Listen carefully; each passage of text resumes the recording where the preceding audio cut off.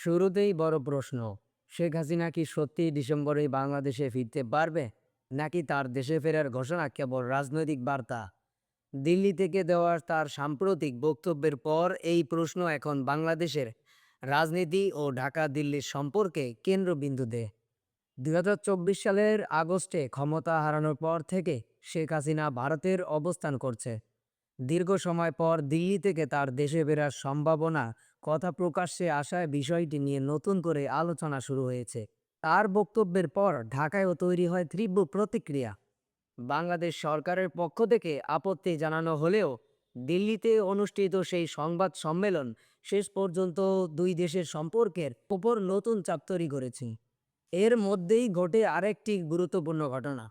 ঢাকায় নিযুক্ত ভারতীয় হাইকমিশনের নির্দেশ ত্রিবেতিক বাংলাদেশের প্রধানমন্ত্রী তারেক রহমানের সঙ্গে বৈঠক করতে দেখা যায়। বৈঠকের পরপরই তার দিল্লি সফর রাজনৈতিক মহলে নানা প্রশ্নের জন্ম দেয়। দিল্লিতে পৌঁছানোর পর দিন ভারতের প্রধানমন্ত্রী নরেন্দ্র মোদীর সঙ্গে বৈঠক করেন তিনি। তবে ঢাকার বৈঠকের পর এত দ্রুত তাকে দিল্লিতে ডাকার সুনির্দিষ্ট কারণ প্রকাশ্যে আসেনি। তবে সময়ের হিসাব মিলিয়ে অনেকেই মনে করছেন শেখ হাসিনার বক্তব্য ঘিরে তৈরি হওয়া পরিস্থিতি নিয়ে ভারতীয় নীতি নির্ধারকদের মধ্যে আলোচনা হয়েছে। এখন আসল প্রশ্ন, ডিসেম্বরে শেখ হাসিনার দেশে ফেরার ঘোষণা বাস্তবে কতটা সম্ভব?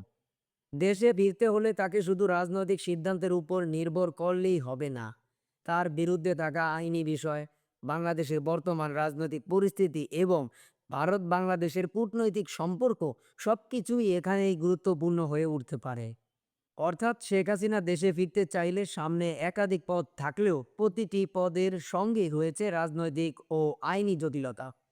আর সবচেয়ে বড় বিষয় হলো ভারত তাকে কিভাবে এবং কোন অবস্থানে থেকে বাংলাদেশের ফেরার সুযোগ দেবে, সেটিই এখন সবচেয়ে গুরুত্বপূর্ণ প্রশ্ন।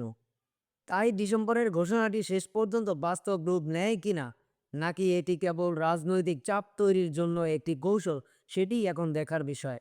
চলুন আমরা সামনের দিকে এগিয়ে দেখতে চাই যে আসলে কি শেখ হাসিনা দেশে ফিরবেন কিনা।